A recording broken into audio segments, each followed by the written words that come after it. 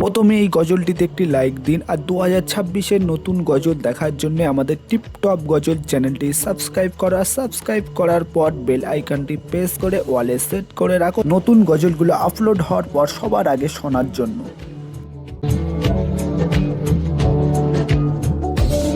আমার